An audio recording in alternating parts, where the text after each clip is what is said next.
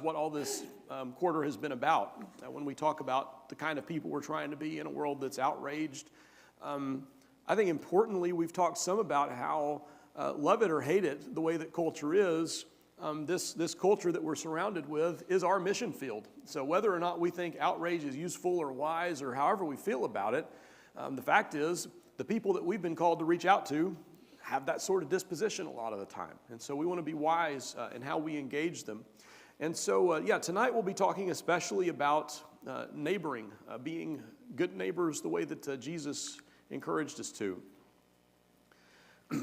I don't know if you've considered all the dynamics involved, but when we talk about conversion, it's easy to think, I'm afraid, about conversion as if it's just a matter of changing your opinions on a few matters of fact, right? So I wasn't a Christian, I didn't believe in Jesus.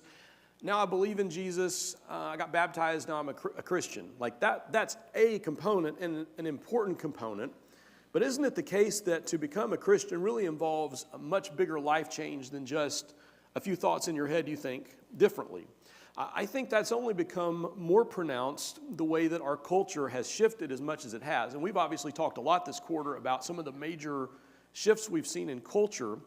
But thinking about what evangelism looked like 50 or 60 years ago, it was kind of the cultural force that you would think Christianity was a good thing and you probably ought to be a Christian or at least should feel kind of friendly toward the church. And a lot of conversion was sort of waking people up to do the thing they all really felt like they ought to do anyway. And again, I didn't live through that era. I'm probably oversimplifying. I'm not trying to belittle the great work that happened during that time period. But when we talk now about conversion, it's not just a matter of convincing someone to do the right thing. You might even have to begin by convincing them that there is a right thing, right? Like it's a totally different starting point. But think about all that changes when a person becomes a Christian. You have a different mindset entirely.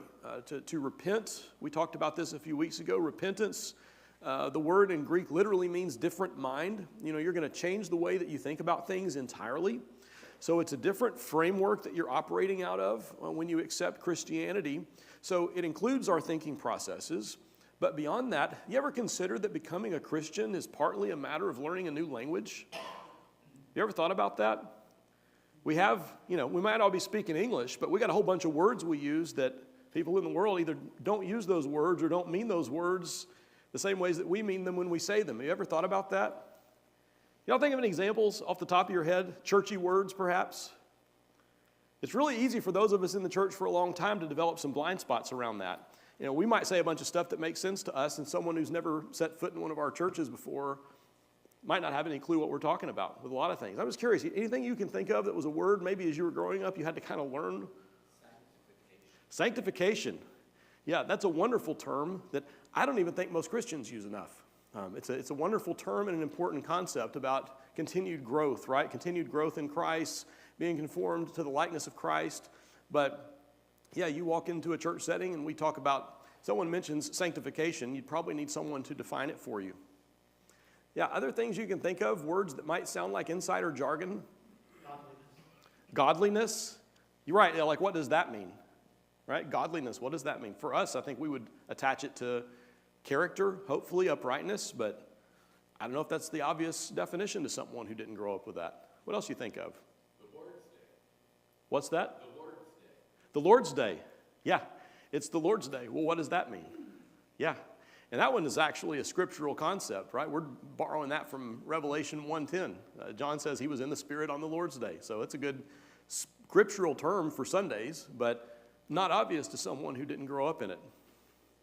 Yeah, so there's a lot of different words we can use that could sound like insider jargon, and so learning to function as a Christian and to be part of a group of Christians, a big part of it is not just the new thoughts you're thinking or your new philosophical framework, but having to learn a whole new set of words to talk about things. And even between various denominations, I always have a hard time knowing when I'm talking to someone out in public, a lot of the time I'll default and say, they'll ask me what I do for a living, and I'll just tell them I'm a pastor, because it takes so much more time to explain all the nuances and how we don't use that term, right? But there's a lot of different thinking and different uses of the words that we have. So there's new language, and then there's all the relationships, because a big part of what it means to be a Christian is to be connected to the church.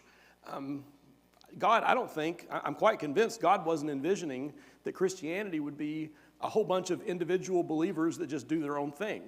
We're supposed to have the community of faith and the family of God, and when you consider the language that Scripture uses, it doesn't say that Christ died to purchase Christians. It says he died to purchase the church, right? Like he came to establish his mission and send the church. But a lot of times the language is collective language because it's about us as a group, us as a family of God. And so part of becoming Christian is to have to learn how to be part of the Christian community. So there's the culture of it, the thinking of it, the language of it, and all the new connections that you start making.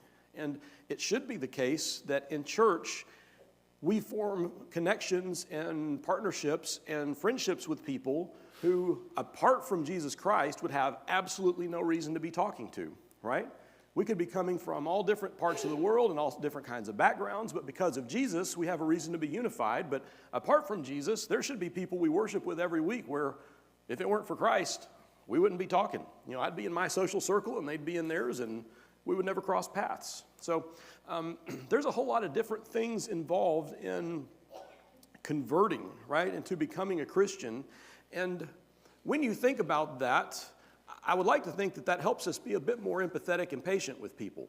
Because again, we're not just asking them, you know, read these evidences for why I think Jesus is risen from the dead and is Lord, and agree with these things. Like, that's a part of it, but then there's this whole system of things that go with it when we talk about conversion to the Christian faith. And so reflecting on being good neighbors, I think we have to appreciate and assume that will be the case, that it'll be a big process and there's a lot to it.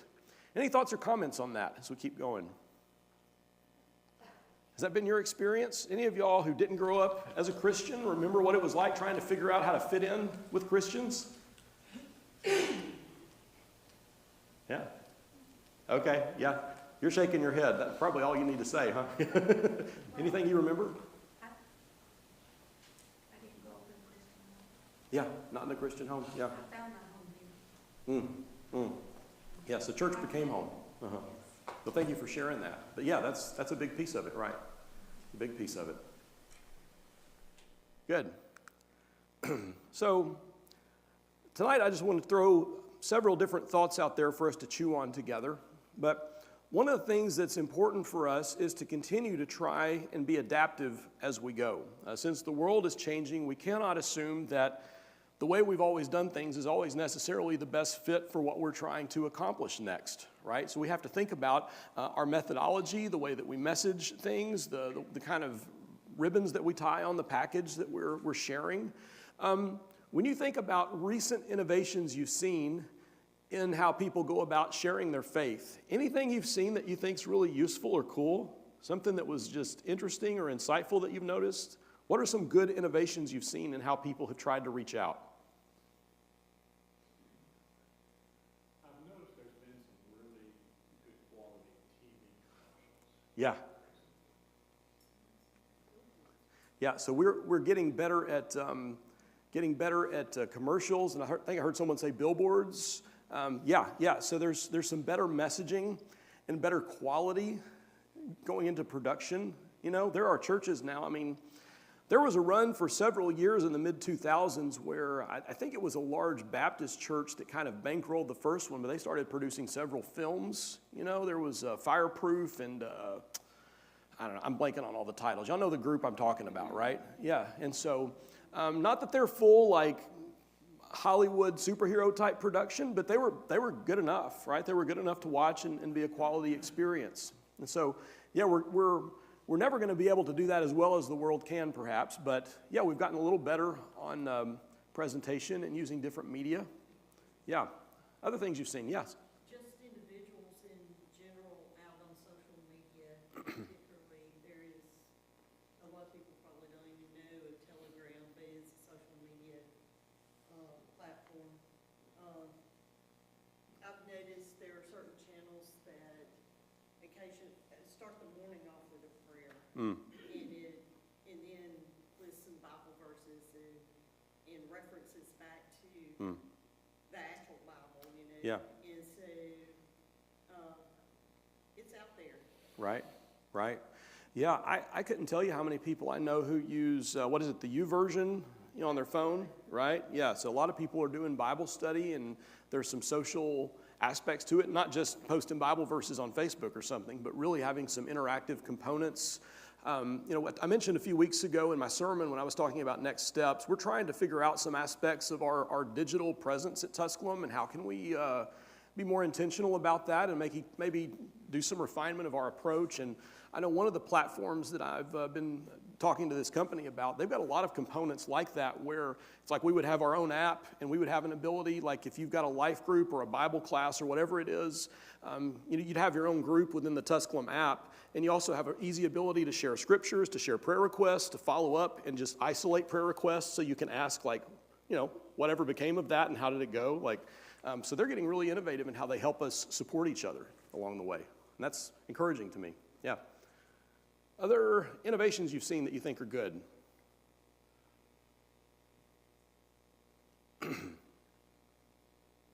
Just in general, I think most of us have probably gotten to a place where, certainly there's a lot of really bad stuff in all the different venues you can go through to access digital content, right? The internet's got tons of terrible stuff on it. Television has tons of terrible stuff, but if you're looking for the good tools and you're looking for redemptive ways to use things, I think there's increasingly opportunity for that as well. And I'm always encouraged when I see a lot of platforms that are positive and are, again, just innovative ways to try and help us be the people that we are in terms of 21st century people living in the United States, but also having tools that make sense for us and what we're trying to do.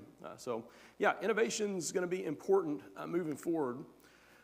I thought this was also a good bit of advice. Remember to build community, not only to output content. Remember to build community, not only to output content. So, not too distant, not too far in the past, I would say a lot of church communication would have been kind of one direction communication. And it would be, for example, you'd have a sermon on Sunday morning, and that's pretty one direction. Not that you don't all sometimes give me feedback, which I welcome, but like for the most part, I talk and you listen when a sermon's happening. And then we would also have like the bulletin or the newsletter or whatever it is, and that would also a lot of times be mailed out, but that kind of goes out. But again, both of those would summarize much of our communication, and both of those are pretty one-directional in how they function. But it's important for us moving forward also to think about the way that so much communication now goes both ways. And so, we use our Facebook account or we use our Instagram account to post something about an upcoming event, or pictures of something that just happened at a worship service. I did that Sunday. We had a lot of different people we got to kind of honor on stage, and so we posted some pictures of that. But now, when you put something out there, it goes one direction, but then a bunch of people like it, comment on it, ask questions about it, and all of a sudden, communication's also coming the other direction. And so we've got a whole different ability now to engage people, and importantly, as we do that, we have to think about community building. And it can't just be the case that we're only thinking about what we're sending out or producing. We've got to think about how do we engage people based on the things that we're producing and putting out there. And so there's a lot more back and forth now in how that works. But I would point us to Jesus and the way that he went about teaching, building community. There's a brain scientist, I believe his name is Fred Medina. Medina is the last name. I'm blanking on the first name. I think it's Fred.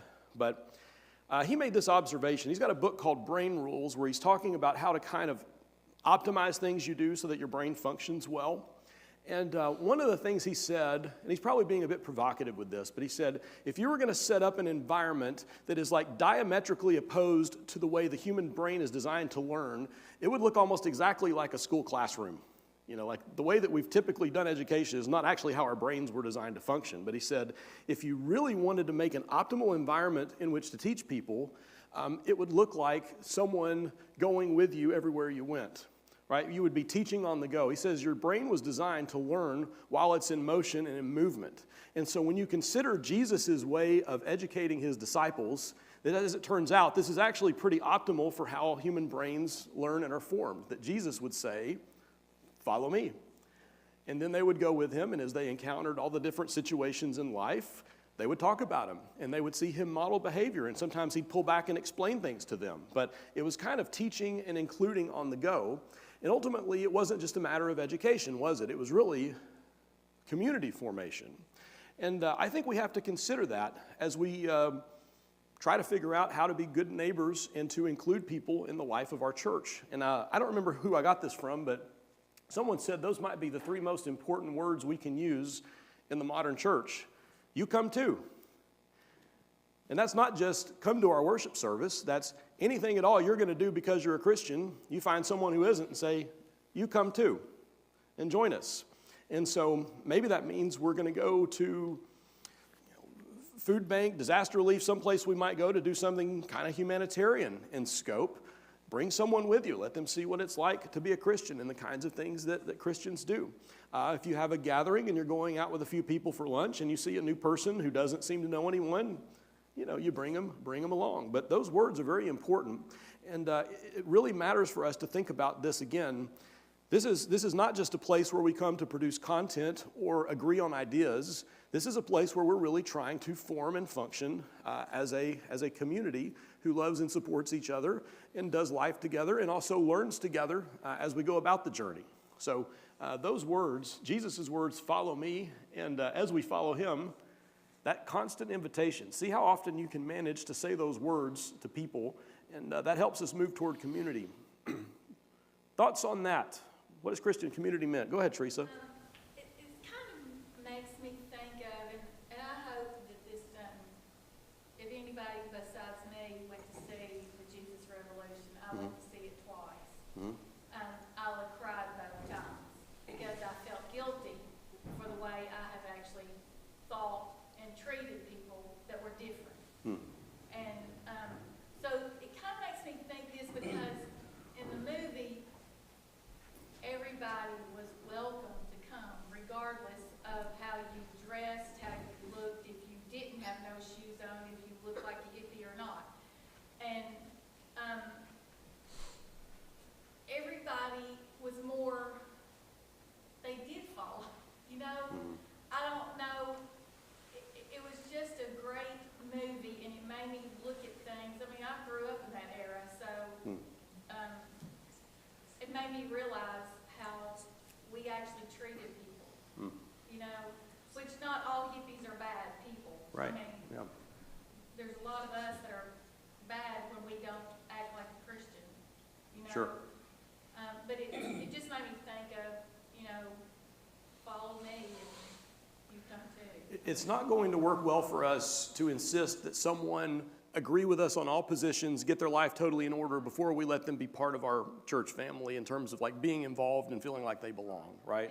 And one of those scenes, because they invited these people in, and the church members did not think they should be there because they didn't look like them. And ended up, the church people turned around and walked out, but the other people stayed and praised God and worshiped. Right. And I was like, but that's how we are today. That's just how we are. If people look different and we don't like how they look, or we don't like how they dress, we don't like what they say, we shun them away. And that's just so wrong. I mean, we're being judgmental. Yeah, it requires us to engage in, outside the box sometimes. yeah, outside the box, and also just being intentional about it, right?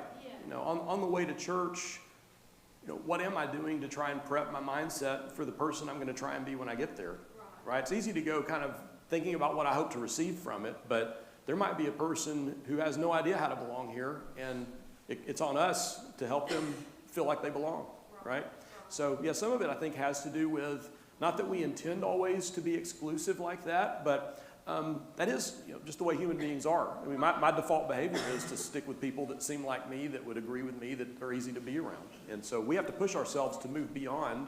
It's really kind of a second mile thing, isn't it? To go beyond tolerating someone to actively trying to make them feel welcome. I have to be intentional about that. Because it's so much easier just to go and talk to the people that I already know and like or am already close to. I include myself in Sure. that. I mean, Yeah, we all do that. Yeah. When you're looking at that and you're thinking, that's me. That's how I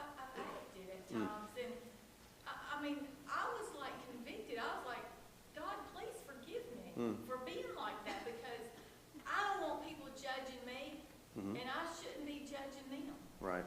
you know? Right. Yeah. Well, thank you for sharing all that. That's a good observation. Go ahead, Karen. You look around at us tonight, and you see jeans, and you see tennis shoes, Mhm.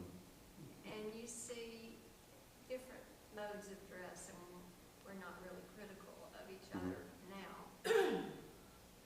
But I can remember growing up, and hopefully we'll take it further out.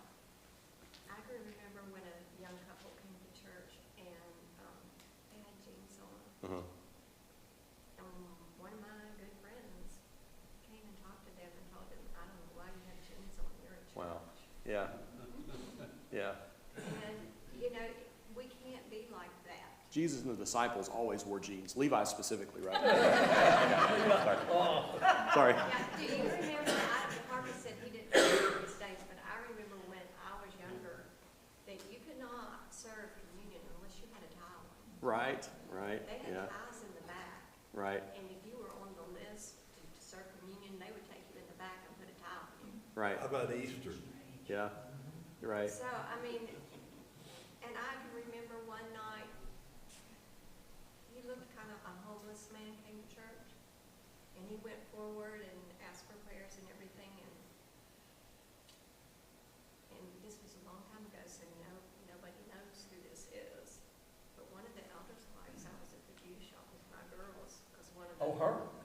No, she was not, but it was an old church a long time ago. Mhm. But she just said, can you believe that man was in our church building? Right.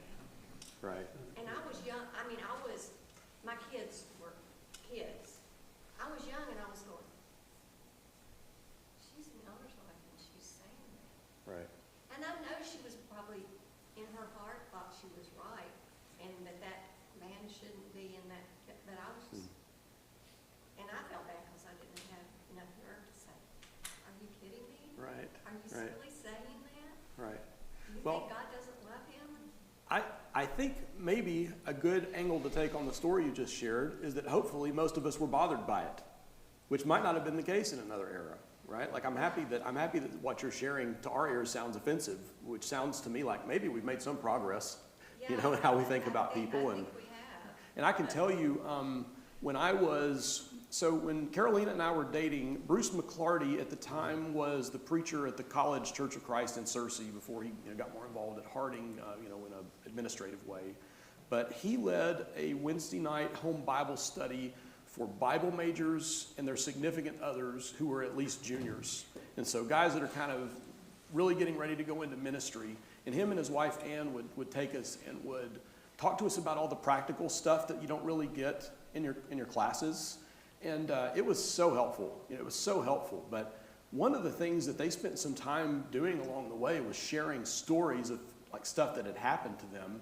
And we've just been so blessed. Not that I've never been treated badly by someone, but some of the stuff that I've heard ministers used to routinely experience, it's pretty rough. Talking about she had made 2 little outfits for her girls, and I don't know if I can't remember what the things were called, but people who'd walk by and make snide comments, or one time I think she wore like a red dress and someone came by and said, I don't think a minister's wife should be wearing red, that kind of stuff. People can be really, yeah. But again, I don't really deal with much of that, thankfully. So I hope we've made progress. And I do want to appreciate, I know for people who feel very convicted about the importance of like dressing up well for church, I really do appreciate the urge to think about the presence of God as a place where I should be reverent, right?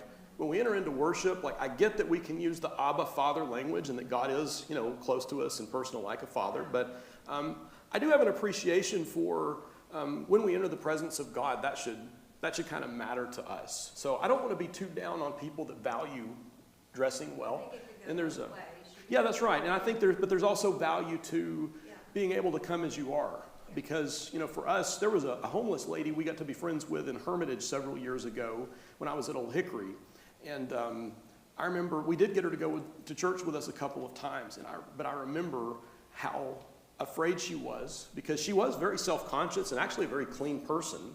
But she was always worried about that. Like, how are they going to look at me? And would you please tell me if I smell? And that kind of stuff. And so I realized in her case that dressing too well for her would be that would be a wall, right?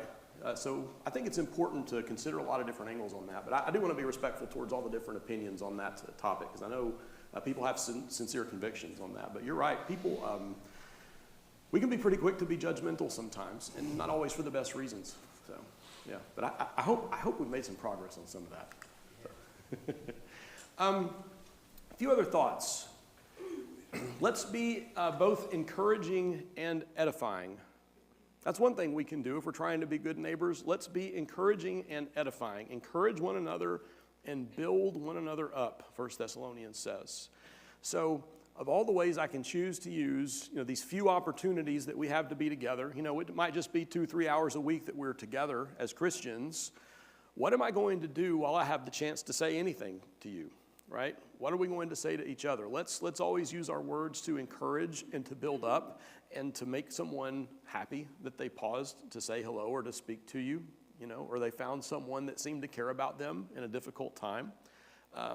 Encouragement, edification. What has that meant to you in your life? Have you had anyone at church that really encouraged or edified you at a time that you needed it? I'd hope that most of us have. Yeah, go ahead. I think encouragement is such a wonderful thing. Right. I used to have a daycare at my home, and the lady that, she went to church, she had been to Church of Christ, but I took care of her children. And I used to think she was had a lot more money than I did, but she always would tell me, Karen, you're just so wonderful. You are the greatest lady I've ever met. And I said, no, I'm not. I really am not. I just, but you know what? She made me want to be so wonderful. Right. Right. It made me want to be better than I was Yeah. already. We all want someone, or many people, we want several people to believe the best about us, to give us the benefit of the doubt, to think we're capable of better things than we've already done, don't we? I mean, it means a lot to have someone believe that you have potential. You're Yeah. encouraging to others. Right. It's Yeah. You have a big influence. So she told you were wonderful, and it made you want to be wonderful. Yes. I think I've shared this before with you. I'll try not to give the long version of this story, but Old Hickory had some pretty incredible years during the 50s and 60s in terms of producing leaders. And I'm talking like dozens and dozens of preachers, missionaries, and who knows how many other young ladies grew up to be married to preachers and missionaries and those kinds of things. But the thing that they did so well, I did some investigation on this when I was a minister there, and I talked to a lot of the people about the glory days. What was it that made them the glory days? And I kept expecting it to be something spectacular about the worship service experience, and none of them ever talked about the worship services. I think they were fairly run-of-the-mill, but what would happen was, in Bible class, they would regularly have elders that would pop into all the kids' classes and say to the kids, and they knew them all by name, and would say, I think, Timmy, when you grow up, you're going to be a preacher. And I think, Susie, when you grow up, you're going to go on the mission field. And boy, you're going to be so great at being a Sunday school teacher. Like they would just always plant those ideas in the kids' heads. And my goodness, it all took root. And so there's an article you can read in Restoration Quarterly where Phil Slate did a real good bit of scholarly study on Old Hickory and like all the churches that got planted around the country where their members who worked for DuPont would be moved. But never underestimate, like putting a positive thought in someone's head, that can go so far. Yeah. This man right here would not be where he is if it weren't for the elder where he was growing up. Sure. Because he grew up kind of without a lot of money, And that elder said if he wanted to go to preaching school, he'd pay for it. Wow. And we're all still benefiting from that, right? He's just thinking at the time, perhaps, I'm sure he was thinking bigger than just helping Harvey, but yeah, everyone's been blessed by what he did for Harvey, right? Oh, yeah. Yeah, and when we went to his 50th reunion, there was another one too, but that elder was still alive, and we got to have dinner with him. Yeah, that's good. That's great. But encouragement. We all talk about how we appreciate it, but it really has a much deeper potential, I think, than we may even recognize a lot of the time. Thoughts on encouragement and being edifying? Anything else you'd share? Go ahead, Derek. Something that how God works in sort of domino effect ways. Mm-hmm. And I think you just kind of gave an example of that. And also, your sermon on Sunday morning was just talking about the, making provision and Yeah, right, sort of, right.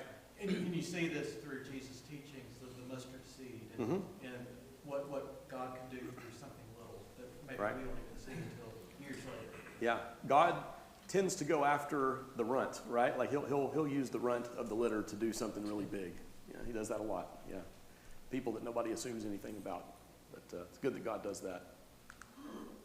All right, let's also be missional and engaging. Missional and engaging. At the very end of John's gospel, coming up in the last couple of chapters, Jesus said to them, "Peace be with you," which is in and of itself a pretty important statement to ponder coming from Jesus, right? What does it mean to have Jesus involved in your life? It should actually produce peace in our life. We should be more stable and secure and hopeful because Jesus is the one who produces peace within us. But Jesus says, "Peace be with you. As the Father has sent me, so I am sending you."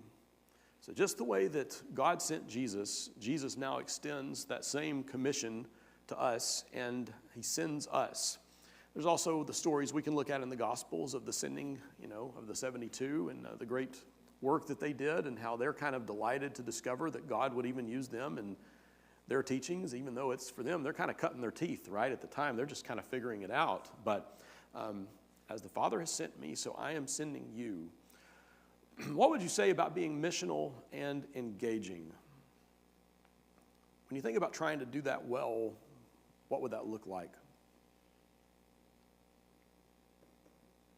Missional and engaging. It needs to be the follow me concept because you can be missional engaging and try to convert people by the sword. Right, right. You've got to be as meek as a lamb and as sly as a snake. Right, All that. right. Yeah, you're right. We could use really different methodology, but we still want to be a people of peace as we make that effort. Yeah, being thoughtful about the way in which we do that. It's very important. Other thoughts on this? Being missional and engaging. Those are pretty active terms, aren't they? Yeah, go ahead. You don't want to try to run somebody else's life or have the idea that you're better than them. Right. And so that holds me back some, because I don't want them to think that I think, well, I'm so much better than you, I go to church and blah, blah. Right. No, Yeah. what he said. Well, and to Randy's point about we're inviting people to follow Jesus, I try to remind myself sometimes that to be a good Christian leader is really mostly about being a very good Jesus follower, right? It's not that we're trying to become gurus of the Christian faith where everybody can now turn to me and I have all the wisdom and the answers and I've got it all right. It's that I've come to be very intentional and consistent in the way that I depend upon God and the help he provides and depend upon Jesus for the things in my life. And so in being a very good follower, ultimately I can be an effective leader as well. But it isn't, to your point, it isn't fundamentally about me and my attributes or my talents. It's really about pointing people to Christ who can meet their needs in ways that I couldn't possibly do it. So yeah, we don't want to come across like we think we've got everything figured out and everything together, but we want to be a conduit for God. Yes? Well, my husband was a minister, Mm-hmm. and he this really nice family, but the father was a drunk. Mm-hmm. He just stayed drunk all the time. And so anyway, my husband did the ceremony for the girl, and he showed up drunk. And my husband got all over him. "You come to your daughter's wedding drunk, just look at you." He became a member. Mm. Yeah. I couldn't believe it. I think it was a week later. or Well. something. I thought, oh man, he did the wrong thing. Oh, he embarrassed him. Yeah. No, he realized. You never know. He did, and he was a good member. Yeah, you never know. And some people wish that someone would love them enough to expect more out of them, right?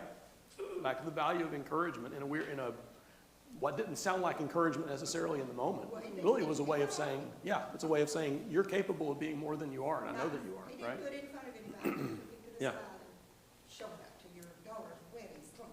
Yeah, yeah. There's value in setting high expectations for people. That, you know, we don't want to be harsh or like the Pharisees in how we treat each other, but I mean, it should be the case that, you know, I'm trying to do my best in how I represent Christ in our church, but we should all expect that out of each other, right? Yeah. And, you know, be kind about it, but in that case, rebuke can be effective sometimes. Yeah. Go ahead. I find that if you think of something in common with Mhm. a person, Yeah. it's the easiest way to explain it. Right. Yeah, so find a pathway where you can connect on something, right? Yeah, find something to talk about, something you can appreciate. I think it's always valuable. It's an old Dale Carnegie quote, I believe, but you know, every person is in some way my superior, not meaning I have an inferiority complex, but meaning that everyone really has something to offer, and if I took the time to learn more about them, there's probably something I could learn from them, or something they're really gifted at, or I could appreciate about them, and sometimes that can be a helpful way to find that path, because it might not be the case that I share a talent, but if I can admire their skill, they still might talk to me about it, and open some other doors. You're right, Hollis. So yeah, looking for points of commonality, very useful. Good advice. Also, let's be charitable and patient. Charitable and patient. Very important, and this gets back to what we were talking about with that opening slide about conversion is not just a thought process change, but a thought process, a language, a culture, habits, relationships. It encompasses the whole life. So let's be charitable and patient. Put on then as God's chosen ones, holy and beloved, compassionate hearts, kindness, humility, meekness, and patience, bearing with one another, and if one has a complaint against another, forgiving each other as the Lord has forgiven you, so you must also forgive. All right. What are your thoughts on this passage? Being charitable and patient. What would you say about that? When has patience benefited you as a Christian? You ever had someone show you a lot of patience? How many of us would be where we are if we didn't have at least someone willing to let us make some mistakes along the way and figure things out? This is, to me, an important principle for us to apply to ourselves. I know we're talking a lot these days about trying to think in adaptive ways and becoming more intentional about how we engage the community around us. And we have to give ourselves permission to have a few flops along the way. Like, God is not dishonored if you really tried hard to do the right thing and to reach people and it just didn't go that well. You know, if we pull back and we learn from our efforts and we become more nuanced in what we do moving forward, you know, it wasn't a loss or a defeat. We just got better at what we're doing. But I think we have to be charitable and patient with ourselves as well, because it's not the case most of the time. If you're trying to reach what is now really like across cultures, trying to reach someone very much unlike yourself, inevitably you're just going to hit some bumps in the road, some assumptions you didn't realize you had or didn't realize that they had, and whatever that ends up looking like, we got to give ourselves permission to try a few things and kind of see what sticks and what works. But not everything will every time. We don't only ever get to have successes. You know, sometimes we have the best of intentions and the best of efforts, and sometimes it goes our way and sometimes it doesn't. But we don't need to get discouraged when that happens. But sometimes yeah. we need to be better listeners. Absolutely. Instead of speakers, we got 2 ears and 1 mouth. Right. We need to listen more. Right. Gut feeling. Right. Vibes. You can feel the things. Someone suffering. Someone Right. hurting. Hard to be actively learning while your mouth is moving, right?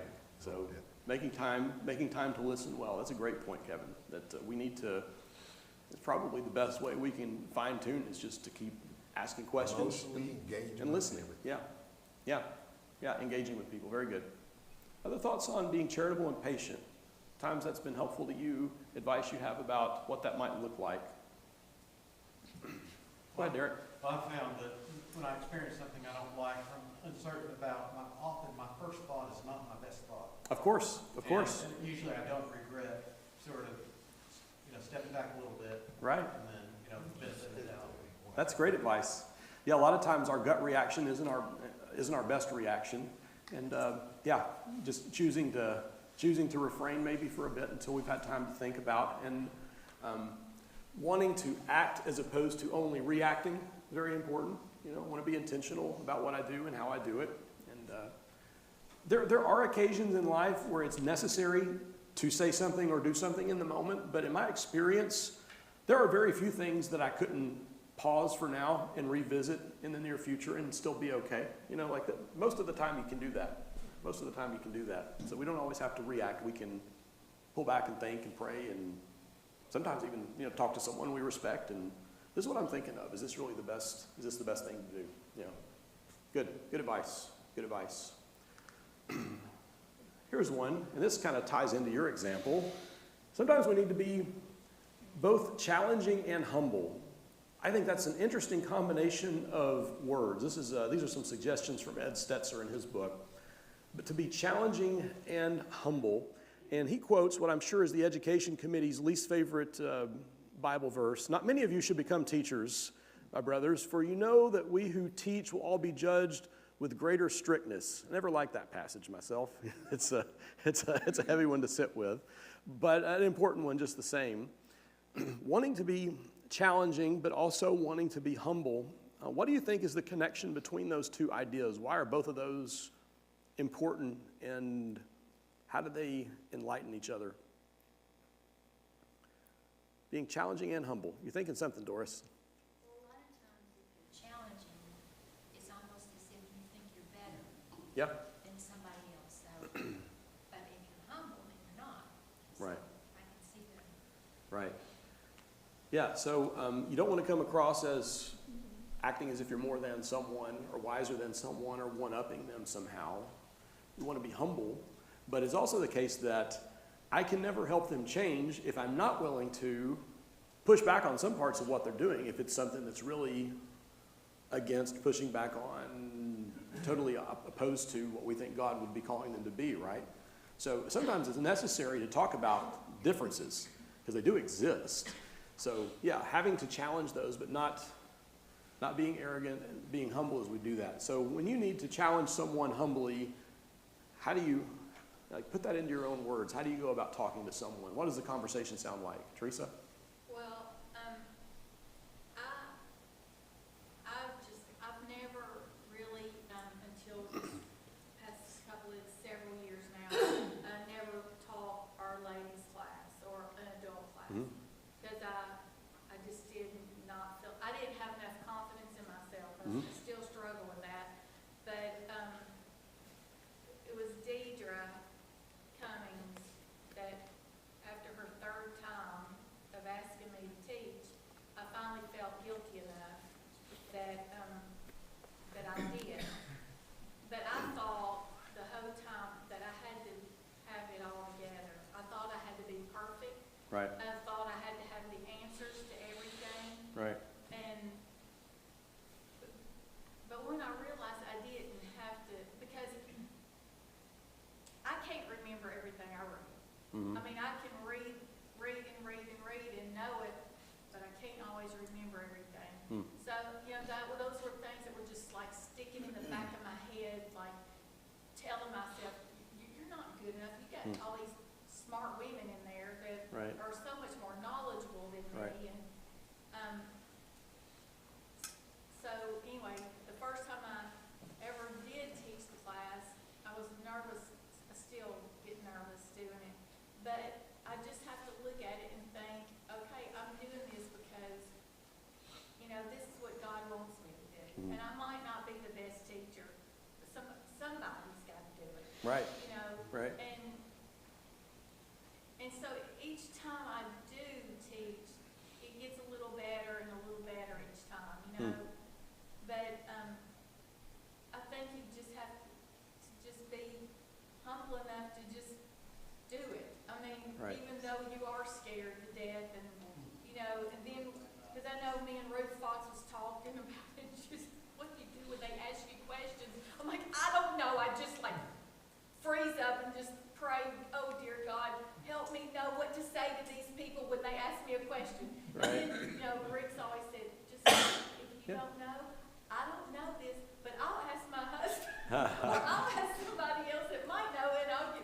Sure. on that. Sure. Because, you know, I never want to lead somebody astray on something, you Right. know, but And any of you ever get offended when a teacher doesn't know an answer to every question you have? Right? Like none of us get offended by that. Right? We're all just doing our best, and we've all got, you know, blind spots and gaps in our understanding. But I think what you're pointing out, something that we've kind of talked about directly and indirectly several times tonight. I think one of the most important roles that the church plays in each of our lives is the role of affirming gifts in each other. You know, and I mentioned that with the kids at Old Hickory, but I just think that's true in so many spaces. That I mean, it's part of why I ended up in ministry was because people would compliment me on some specific things that they thought I was good at, and eventually those pieces started kind of lining up for me, where I saw a path for myself here. But I think to go out of our way when you see someone who has a gift at something, I mean, it's great to tell someone other than them, hey, that person's really good at that or makes a difference. But encouragement to that person is just to say, I don't know if you're aware of how good you are at this, or when I saw you go to that person who was struggling and the way that you handled that situation was just so wise and well done, like you're really good at that. We all need that kind of feedback and reinforcement. And but I do see that as one of the critical and very important roles of the church, to point out gifts and affirm things in each other. And I can tell you several of the best like Bible teachers I've ever known, you know, started off teaching kind of like you did. Either it was a little bit of a guilt trip, and more often it was, hey, just want you to know, you know, I've been a Christian for like a year and a half. I just want you to know you're teaching the auditorium class next summer. Like no question. It was just you got it.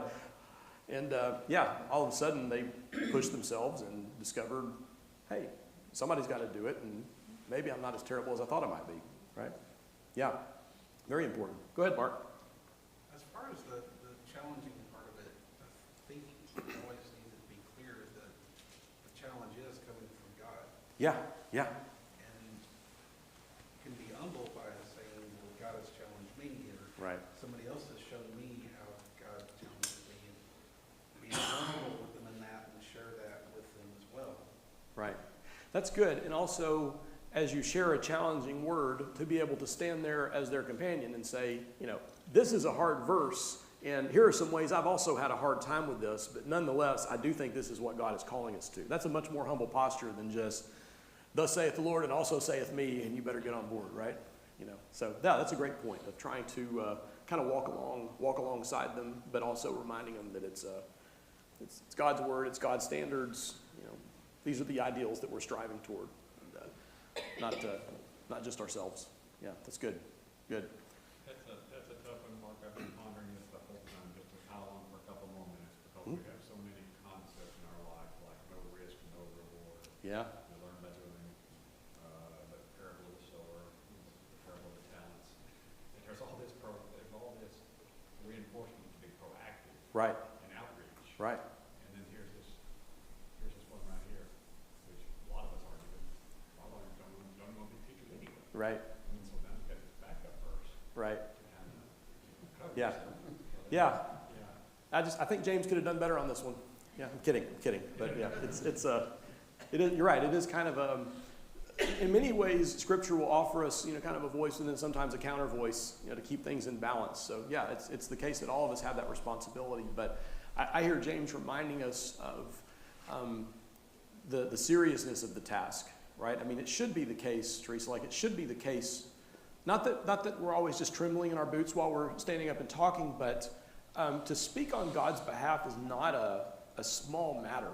And to say, well, this is what God thinks. Well, boy, I really better make sure I'm right about that. Or at least to really try to understand what he thinks about something, right? Well, you know, it's like, you know, I was praying to God and asking him to use me. You know, use me however you feel like I can Right. better serve. And so I just didn't realize it was in teaching, you know? Mm-hmm.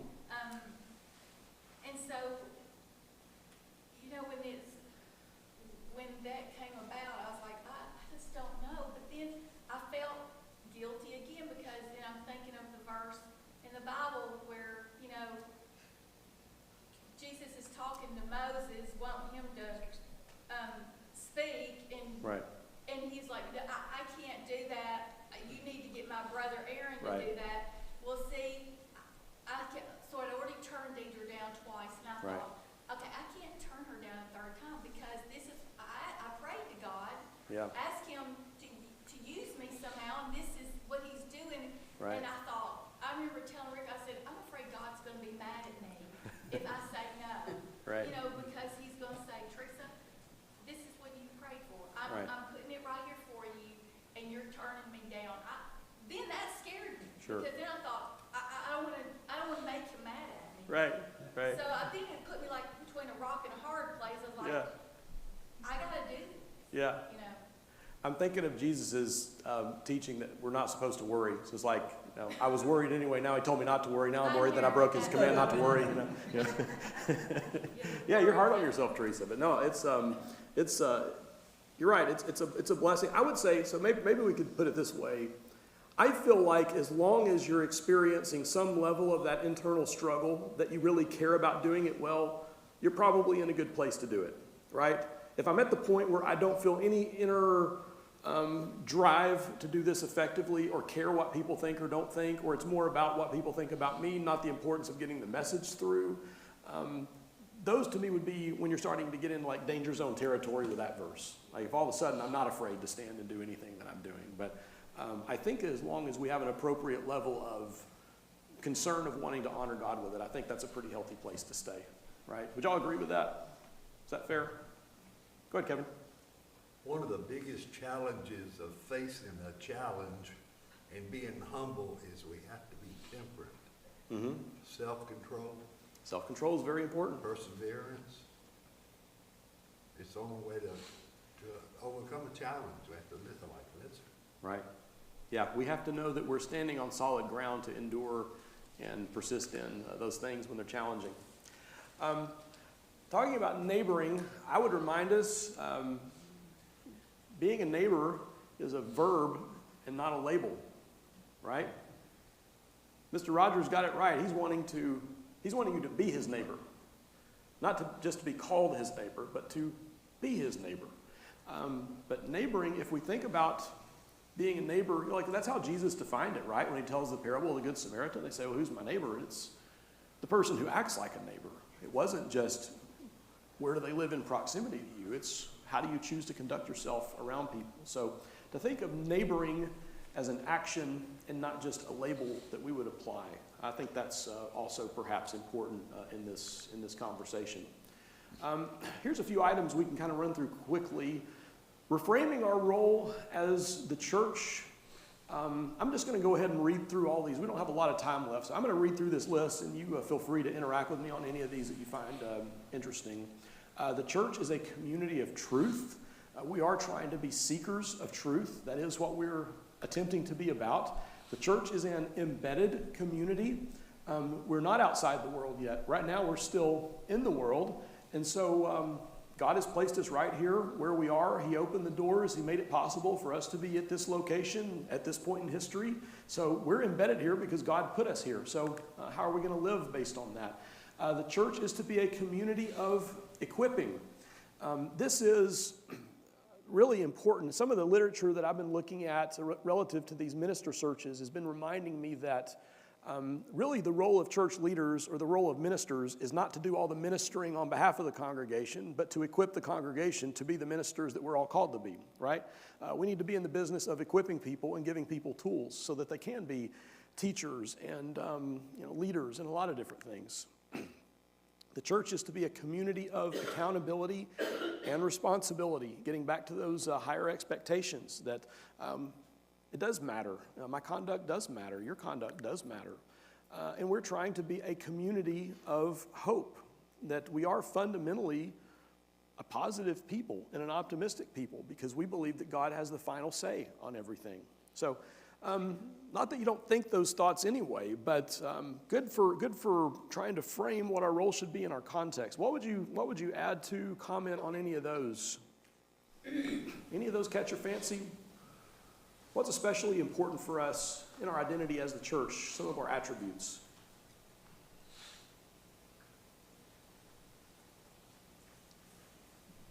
I would like to add joy up there because Because Yeah. we have a lot of surly Christians. Yes. You say surly? It's a good adjective. I haven't used in a long time. Yeah. Good. I like it. Yeah. So people who are joyful, joy is one of the fruits of the Spirit. So where the Spirit is present, joy should be something that just starts happening. Yeah. Good. What else would you say? Good, important attributes for us. Any of these you would comment on? You've seen especially valuable.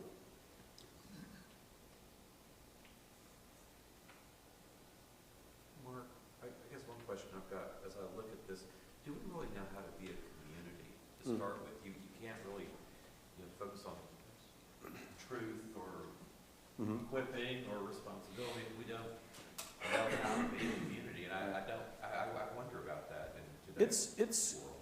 I think in our culture, one of our challenges is learning to think at all as a community because we're so hyper-individualized in the West.